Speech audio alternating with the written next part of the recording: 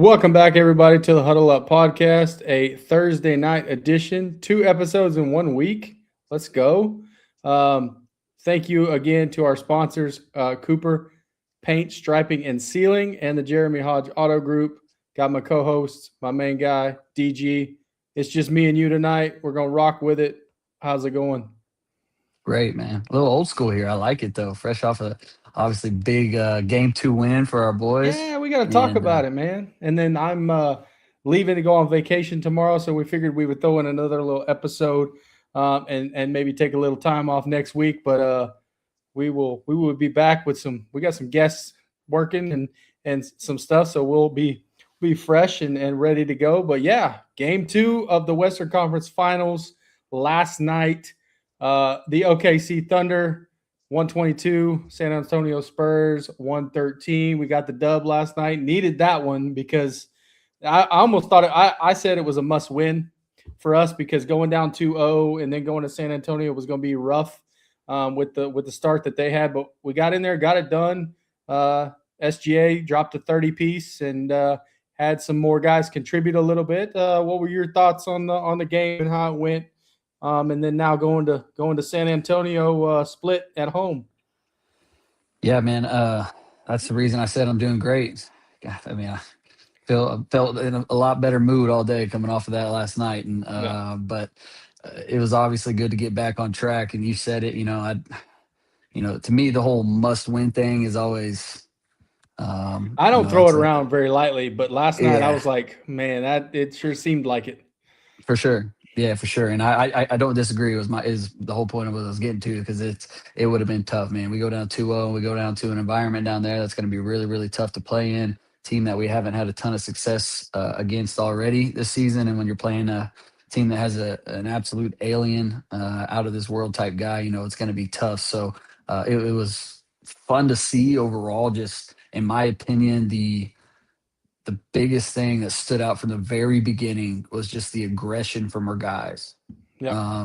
The matchups were one thing that stood out, obviously, with what we did against Wimby and the way we tried to, I think, caps off to iHeart with the way he went about it. And people can say whatever they want, but you against somebody like Wimby, man, you got to get down and dirty, and you got to make that. You got to make every single possession hard for him. Well, I think offensively um, we attacked the basket more last night. I felt like because in mhm. game one we kind of shied away from it because we were scared to get our shot blocked. I think some of the talk going into game one or game two was probably saying, "Hey guys, we got to be more aggressive no matter what. Like if he blocks our shot, no big deal, but I think we need to get downhill and be more aggressive at the rim." And you started seeing those guys, and it opens up those shots outside and everything. So that's one thing I noticed was I thought we were a little more aggressive going to the basket against him. Yeah, I agree. And there were still times when we shied away. Queso to me seems like he wants no part of it, but Yeah. I don't really care because Hey, he Caruso is, wants the whole man. dang thing, Yeah, man. he wants So all of it. But the way Queso's shooting right now and playing yeah, defense, man, let him do what he wants. The dude is he's rolling right now. But I agree, the aggression from the start, and really the aggression started from Lou Dort oh in yeah, both halves. In 100%. both Yep, halves, he hit little real short little middies in the paint that yep. started both halves off for us. And I thought that was Yeah, he most jumped out teams. into like 5 or 6 points early. Yeah, yeah. Yeah, so that And was most teams big. are Yeah, gonna give him that. That's fine. yep, But I think he's proven now over the last year or so that he's not obviously we're spoiled with what we witnessed with SGA in the mid-range game. That's for yeah, damn sure. But yeah. Lou, when he gets in the paint, he showed, in my opinion, the last year or two. Like, I'm not saying he's super, super consistent and a great finisher in that area, but there's times when he does enough and he makes those happen. And for teams to have to honor and respect that from the beginning. It kind of opens a lot of other things up, Yep. especially as we all know, if he's hitting the three ball earlier, then our whole everything with the starting Yep. group is a totally different Whole dynamic different if his dynamic. shots Yep. are falling. So that was 100%. good to see. But yeah, I agree, man. The overall aggression from the jump was Well, fun. here's an interesting stat too. You had Hartenstein with 10, you had Chet with 13, obviously SGA with 30, and then on the bench you had Caruso with another great game with 17 points, Casey Wallace with 12, Jared McCain with 12, and Mitchell with 10. So that's 7 guys right there in double figures. We didn't have that in game one. Still, hung around, but to get contributing, even Case and Wallace, like 12 points for him. That was big for us. That was, I mean, right there was one of those guys didn't score that. That was the difference in the game, So taking those shots, McCain, we started seeing a little bit more of what we saw in that first series, and even towards the end of this regular season with him hitting some big shots, some threes. And then Mitchell was kind of himself a little bit with the scoring, but yeah, to have Chet have a little bit better game. Still not completely, I'm not the biggest Chet Holmgren fan. I will be completely honest with you, but he showed a little more something, which is good. You need to have him because, like you said earlier, I think it opens up our whole offense a little more when guys like that, especially your starters, are getting in there. And then even Jay Will had some good defense. I know he only scored 6 points, but he had some. He hit a good three, a couple of that. And then the other concern I think we need to talk about is, the health of J-Dub. Because I think he tweaked that hamstring again. Maybe how do you think that factors in again, especially in a series like this? I know we got away with it a little bit because of the Lakers because of the matchups, but with this, what do you see? What are your thoughts on that? And have you heard anything on the status of J-Dub? I have not heard anything, but from what I heard today, just watching ESPN a little bit I got to watch, it seemed like Dylan Harper and De'Aaron Fox are both still going to be out. Now I know De'Aaron Fox has been listed as questionable going into it, so in the playoffs you never know. Like guys will step up and play, and especially if Dylan Harper is out, it's a big deal for them. Just like having J-Dub out for us is a big deal, and so. I don't know any updates. I'm really doubting we see him again, probably at least the rest of this series. I'd maybe even the rest of the playoffs, who knows? But it is obviously we're in the conference finals and hopefully get into the finals. I'd like to see him push through, but at the same time, it's not. Sometimes the hamstring injuries, no matter what the sport is, especially when you're a big time, not just a big time athlete in general, but when you're explosive the way he is.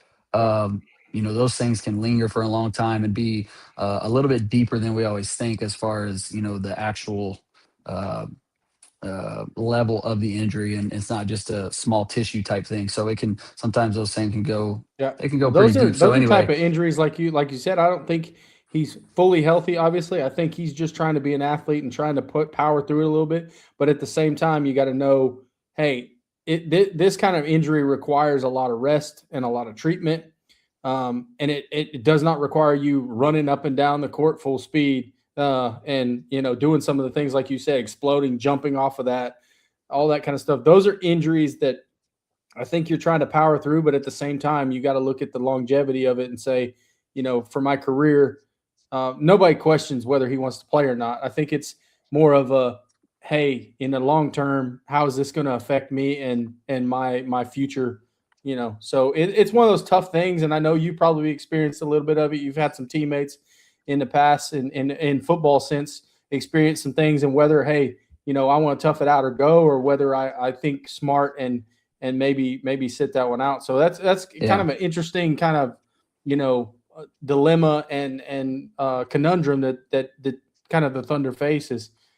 Hey, do we go ahead and shut him down, or hey, do we if he's good to play, maybe do we limit his minutes? I don't know. yeah. And I think the biggest place that, that all is obviously a question. And we all want J-Dub to be healthy as soon as possible. But we also want him to be healthy in the longevity of his career. So, Yep. but I think the biggest place we miss him, honestly, is on the defensive end, man. And he can match up 1 through 5. He's proven that his whole career. Nobody's a matchup for Wemby, so that sucks in general. But Yeah. as far as everybody else, in a sense, the Spurs, in a way, are like us with the guys when they can spread everybody out around Wemby and they can Yep. all shoot. And so we obviously have plenty of lineups that have that same type of role. And so for Dub to be as versatile as he is on the Yep. defensive end and the amount of deflections he gets, the amount of pickpockets, and just, everything, and he'll make a game-changing defensive play with a block or something like that, a steal in a crucial moment. So as many times as we've seen him make those plays, and we're going to miss that if he's not back. That's where I see the impact probably come in to show up the most. Because if Caruso's playing like he is offensively, And then AJ Mitch with Yeah. if J-Dub's out, AJ Mitchell stepping in obviously to a higher role, and then probably Isaiah Joe getting a little more I minutes was too. I was Like, getting ready to you ask know, that we because can make it up on offense. we have not seen Isaiah Joe at all this series. You Yeah, he know, played in the last game. I mean, yeah, but he's not getting the minutes that he had, and part of that is just the rotation and stuff like that. And so, and then obviously, you've seen Aaron Wiggins' minutes kind of go way down, Yeah. and stuff like that too. So, it's one of those things where the rotation, could get a little different. But if you got like you just said, Caruso, you can't really. I mean, it's hard to take him off the floor right now because the way he is defensively, he's already there. But the way he's making an impact with the 30 plus game on game one and now 17 points, and then obviously what he does on defense, it's like, shoot, man, he's do we put him in the starting lineup? Do we, stuff like that? It's just, it's hard. And then you got guys like Casey Wallace who stepped up, and you see Jared McCain scoring. But I know with Jared McCain, it's tough because he's not really a good defender. But at the same time, you've got to get him some minutes because he's a good scorer too. So there's a balance to all that. But it's good to have that because we're deep, especially at the guard position, and it's going to come really down to these next 2 or 3 games is going to obviously decide the series. But these are the really meat of the series, and this is where it really turns to whoever's favor. Especially going to San Antonio. If we split that series, I would love that. I think that's possible because then you get it back home. But yeah, it's gonna be very interesting to see how we do in a road environment like that for game 3. Yeah, I agree, man. And I think it's critical to remember. I don't know if this has been a big talking point for everybody, but Denver last year, right? Conference semis, Yep. lost game 1.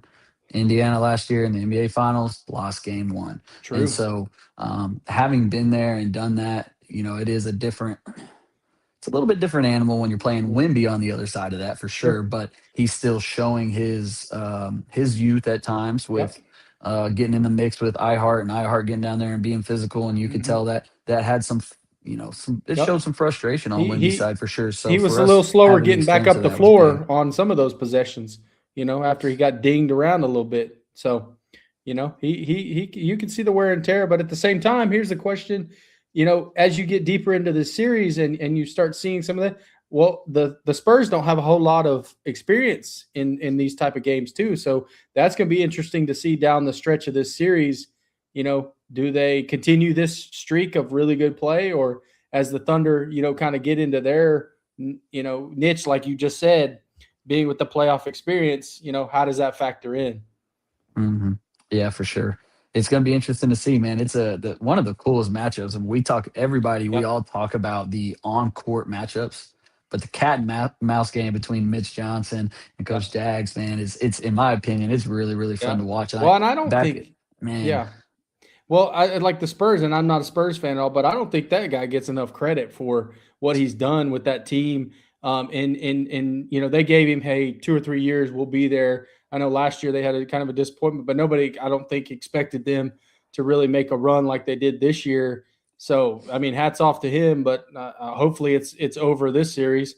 But yeah, this is going to be a rivalry for a few more years to come, and it's going to be, maybe not quite like the old days with the Bulls and Pistons and some of those seats and all that stuff. But it could garner a pretty good rivalry with some of these young players on both sides of the court. So I'm, that's gonna be fun.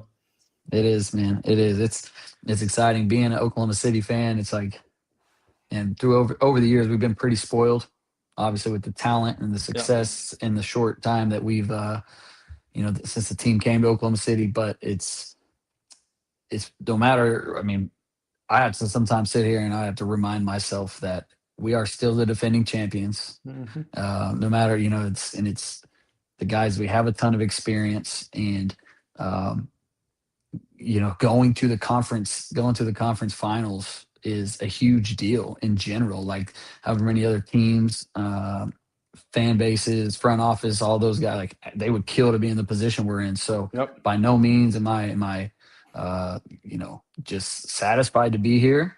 but you do got to kind of take a step back and realize that we are a damn good team. The Spurs are a damn good team, and we're both, like you said, going to be here to stay, and it's going to be fun to watch in the future. And this might be the next 5 years conference finals right here on the West Side that we're witnessing. Yep. This is One one. of, This is the one of first those one that one we'll of be those remembered for a rivalries you're long tired time. of seeing. That some other fans are like, oh, can we get 2 more teams? Well, go ahead and beat one of us first, and then I can see it being one of those like, oh gosh, the freaking Thunder are getting it like everybody was with OU softball. They're like, ah, god dang, you can't beat these people, dude. If you want them, even if you don't want them there, beat them, right? Yep. And I never, it's always like, and you go back to the Alabama rivalry when Alabama was so good, and Clemson and Alabama for those 3 or 4 years, and they're like, oh, we get another. Well, somebody go beat them. Like, quit complaining about it, and somebody go beat them, because they're the 2 best teams. Clearly, like, it's one of those deals where you appreciate it as a fan, but at the same time, yeah, I can see some people are like, oh, this is, but at the same time, you're like, hey, I agree. winning Totally. is winning. I'm just glad we're one of those teams. Right? So people, you can hate on it, you can hear all the stuff you want, but hey, we're there. We're still playing. Yep. I'm watching the games at night, man, and it's, again, I'm proud to be a Thunder fan for a lot of reasons. That's what I'm saying, and it's the only team that I seem to agree, like, in the state of Oklahoma, because you got, obviously Bedlam and OSU, OU, and then you got those folks who still like the University of Tulsa, and all that stuff. But that's one thing that I think is so special about our state, is we could all come together, and no matter how bad or how good our universities are doing, we all come together for the Thunder. And this is the Yep. and I love that, because I don't know if you guys are watching this, or if you haven't seen the ESPN special they did on the Thunder a couple weeks ago. Man, that was awesome. Like, that was the Oklahoma Standard documentary. That was pretty cool. So, man, I feel terrible saying it. I have not watched it yet. I have it on the list. You gotta go watch it, man. I just haven't been able to get to it yet, man. I haven't been watching a lot. That's of one of shows, those that you gotta find 45 minutes, an hour, and sit down and watch it, because it's incredible. I think it just it embodies the what we are as a state, no matter who you root for in your college teams. But seeing that kind of thing, and I had no idea some of that stuff, how, obviously the bombing and stuff like that, but just the behind the scenes of some of the stuff that the Thunder did, and Sam Presti, and all that. But I won't give it away. But yes, you need to find a few minutes and go watch that. And so that's your homework. I plan on it. It's your homework the next week. So I might, after we win the title this year, I might wait till after we win the title this year, so it's like I can give me something else to hold on to before. There you go. Yeah, get you a little holdover, and it's yeah. Hey, and it's today. I saw ESPN or whatever. It's 100 days until college football season. I saw that, so it's around the corner here. It'll be here before we know it. I know we just got done with some spring football and stuff like that, and all that, but football season is close. I know high schools, stuff like that, they were posting some 100-day things, and I know some colleges are, the week 0 stuff like that, 100 days away, and it's crazy, because we're at the end of May already, about to be June, and it's cool. But not only that, but we've had a lot of episodes between you and us, and then we've had a lot of great guests on our show. We just had a interview, awesome, probably one of our favorite. I know for me, I know you too, but Dan Hammerschmidt, that was incredible. We've got some clips out there. If you guys haven't checked those out, if you haven't checked out the full interview, go over, subscribe to our YouTube channel. You can hit it up on Apple Podcasts, Spotify, all that stuff. But those were some great nuggets. Obviously, we've had some other guys too. Tell me what your favorite part of all this, because sometimes we get wrapped up in the journey and don't stop and kind of assess kind of what we've been doing as a podcast. And so for me, I know I've had a few, but give me your thoughts on just the guests we've had on so far, and then obviously Coach Hammer this last episode, and just kind of just your thoughts on how everything's been going and our journey so far. Man, for one, it's been awesome. It's crazy when I do think back to everybody that we've had on here. It's like, damn, it's been a lot of fun with some cool ass people and some great coaches. And so I would say, man, just starting fresh with where we just took off from with Coach Hammer, people that, like, if you actually know Coach Hammerschmidt, Yeah. and it's weird to even call him Coach Hammerschmidt sometimes, because literally everybody in the world just calls him Hammer. Yeah. Um, how he was on this show was phenomenal because Yeah. you never hear him open up like that. He is a Yeah. very even keel guy all the time. He doesn't say a lot. Even to his players, like his coaching style, like there's everybody has their own coaching style, and I know his was very even keel. And so when he did get a little ramped up as a coach, even though he was not my position coach, when Yeah. I got to witness it at times with other guys, like those Sure. guys, they straighten up real quick and they get their act together. You know what I mean? So for me, it was cool to see him lighten up in a different mode on here, share some of those stories. His experience of coaching offense and defense is Yeah. extremely rare, in That my is opinion. It's a great very thing. unprecedented.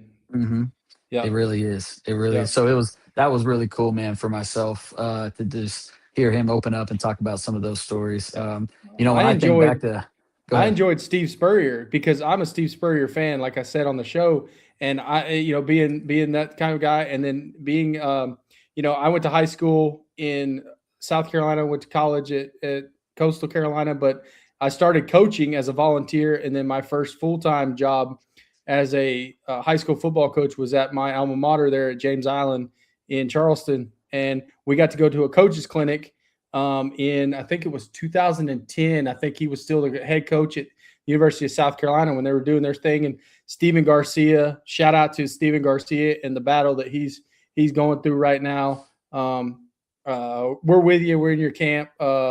And he's got stage 4 colon cancer Mhm. and stuff like that. So, but it was cool to our coaching staff went up there and literally we got to sit in with their staff and hear some things and just listen to the old ball coach talk ball was like surreal. And I'm like, man, this dude is a legend. Like, and he lives it, and he's and Coach Hammer doing the accent and all that stuff. I'm like, man, he is spot on with Coach Yeah. Spurrier. And so that was just a treat for me because I've studied a lot of coaches' offense and the fun and gun and all that good stuff and implemented some of that stuff in what I did. And that was just cool because I had no idea that Coach Hammer worked on his staff at Duke. And I thought about back in the day, they won an ACC championship at Duke. Like that had never been done. We're not talking about basketball, folks. We're talking about football. And so, and that even helped Coach Spurrier on his trajectory to University of Florida, and then winning national championships and obviously doing that stuff as a coach. Coach Hammer got to be a part of that staff there and doing what they did, and just the people that he's been around, and the NFL story that he had with Andre Johnson and D Hop and some of that stuff you don't get anywhere. And so that was fun to be there and just listen to a guy What like did he that. So what did he say about his putt? He said, "Hammer, yeah, get out from behind my putt." yeah, get Something up like from that. Hammer was trying to get a read off of his line, yeah, standing he's like, right get out behind him, from and he told him to my move. putt. No, stuff like that I enjoy on this, and getting more guests like that is just it's been cool. So Yeah, you're right, man. And so, like, when I think back to the long list going way back, like, obviously Coach Gundy, we had Kel Gundy on here, yep. obviously Casey Dunn. um, hell, I'm trying to tell. J Dub, J Dub, Casey yep, McHugh, some of those guys, man, that I've had really yep, good connections to over the years, and I've gotten to know actually Coach Kel Gundy a lot better. Obviously, I've been close to Mike for a long yep, time, but no, I got to know Kel a lot more these last few years, man, and just great down to earth guy. And those stories that he shared with us, not only about his success and recruiting and how he put everything off onto everybody else. Like he gave yep, there was never any credit towards himself. As much as we tried to throw credit at him, it was yep, always pawned off on somebody else. And his yep. love for coaching the players and the athletes was so cool. I still think back to him telling the story of playing cup ball in the Little League World Series with the Yeah. Japanese kids and the They couldn't Dominican speak kids, they whatever it couldn't was. speak to each Yeah, other, but they knew how to play cut ball. they knew how to play Crazy, that wasn't thing, it? man. So Yeah, that was freaking awesome hearing yeah, some stories like that. yeah. And Well, and again, for then myself, even Coach Dunn getting real emotional talking about the 2011 season. Just yeah, dude. that's another guy that doesn't you don't hear that Yeah. come out all the time, but Well, let and it then rip. your time with Bray Cook at Memphis and how Oh you yeah, guys made that connection and the acronym and everything like yep. The that, man. Badamel. Yeah, and that's incredible stuff, and um yeah, I enjoyed those episodes and like If you're you like you're take saying. anything, if you take anything from Bray Cook, I can speak this for him, that he just wants you to take the Bedomel, BDOML, the best day of my life, trademarked by him, man. If you wake up every day, like that's your attitude, that I'm waking up and this is the best day of my life.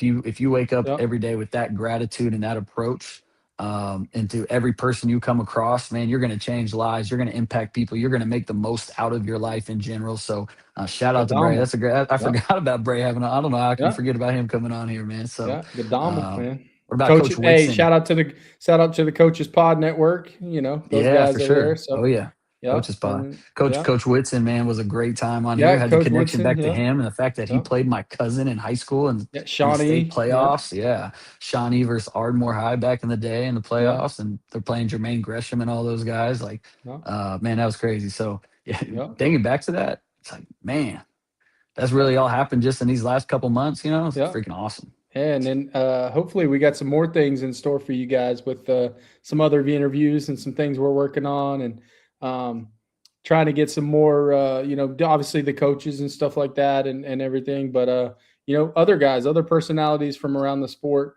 or from around the sports world and from around everything. So I know we're the Huddle Up podcast, and we talk about football and stuff, and we will during obviously the season and everything like that, but we try to give a different spin sometimes on some things, and really, just talk about, everything. And we always talk about Pat McAfee and how he does things like that. We're nowhere near that realm, but trying to ride the coattails a little bit and taking some things from him. And it doesn't always have to be about football, but we're just here to have a good time. And there's too much going on in the sports world, man, for us not to just stay on football. Yeah. Football's, we know, we'll get plenty of football. Don't get me wrong, right? It's the greatest sport in the world. But we got to. This is off season, and we got to have something. We got to make something happen. We got to talk about the Thunder. We got to talk about some other PGA stuff. Championship. We had Shep on recently. Shep, man. That was great last week. And I learned what 2 gloves. 2 gloves. 2 gloves. I learned what reverse cumber means on the golf course. I would have never known what that means if that was a thing. Yeah, like I've already forgot what it means. Is it? So. The fairways, they slant the opposite way of the dog leg. I was like, I would never even think about that. I just get up there and hit the ball or walk along the course and see how pretty it is. You know what I mean? Yeah. That's have a couple cold pops with the boys. That's right. So hey, there'll be definitely some more of that. So that'll be cool. And who knows? We've also thrown some ideas around about doing some remote episodes and stuff like that from different spots, different locations. You never know where this thing is going to turn into. We're just trying to have fun with it and be the best that we can be, and what do we say? Keep Bedlam alive. Trying to keep Bedlam alive, man. Right. So I know Kel Gundy's trying to do that too, man. He does some things. Around this time of year, always trying to do some things, big bowling, and Coach's Caravan and all that stuff. Yeah, Coach's Caravan. Yep, exactly right. Yeah, and stuff like that. We're we'll do the same thing. We've even talked about having him back on to do some more Thunder talk and stuff like that too. So you might see some guys that we've already had on too that may join us again. Obviously, new people, and then you'll see episodes like this where it's just we got people listening. They're like, oh, these two, knuckleheads just out here talking sports and different stuff like that. But we enjoy it. So if you guys keep listening, keep following, keep subscribing, all that stuff. We're growing. I think our last video, which was crazy, I think I sent it to you, and I even saw Coach Hammer's episode.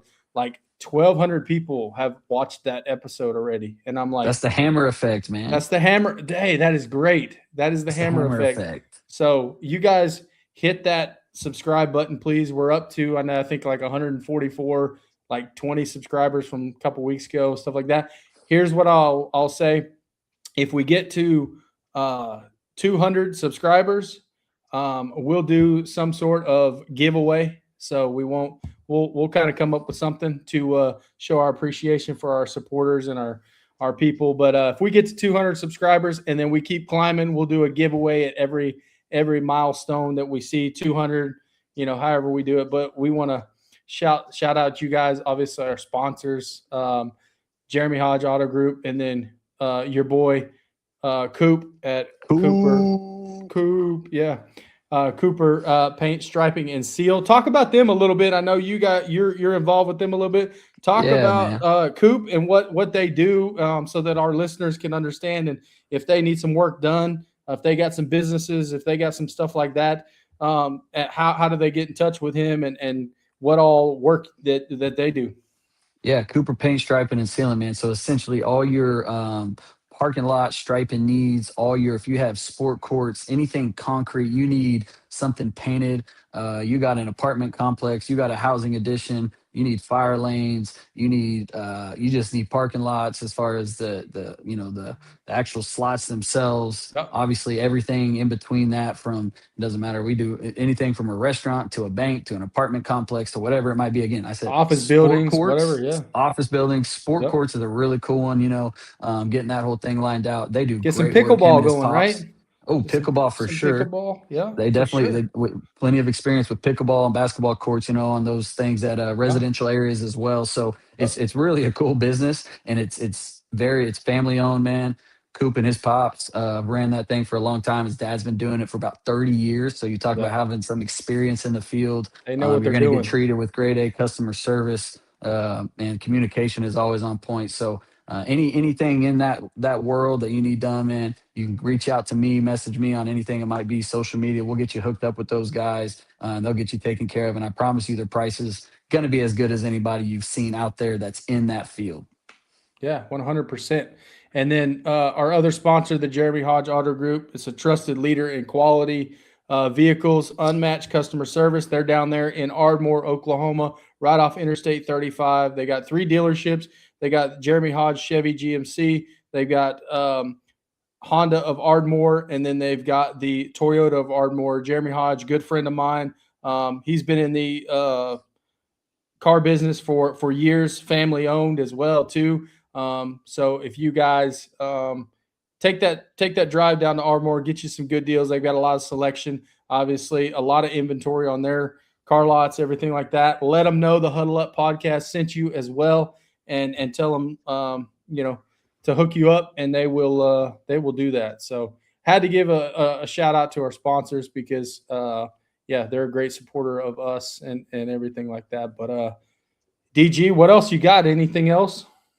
And that's cool. Like we've done the late night episode, a little Yep. a little nightcap, and then we've had our early morning episode a few weeks ago, a little cup of coffee, man. So this is Yep. cool. I like the short episodes like this, in and out, if you will, but it's crazy because I feel like I leave so many things out. Sure. But it's fun. That's why we got more to come, right? That's why we got Yeah. more to come. So again, man, I wanna say shout out and thank you to again sponsors, but then our guests that have been on as well. Man, it's been a blast. Just not only hearing the knowledge from some of those guys and their experiences, but just getting time to catch up with those people that you don't always get to run into. You don't always, the phone calls don't always happen. And over the years, you lose the text messages start to dwindle and all those things. So any opportunity you get to catch up with guys like that is awesome. Anytime you can take nuggets from people like that, I always say, if you're in any meeting ever or you're listening to anybody speak, as long as you take one thing from that person, as long as you take one thing and you can apply that to your life, then there was a reason that person was there for you, and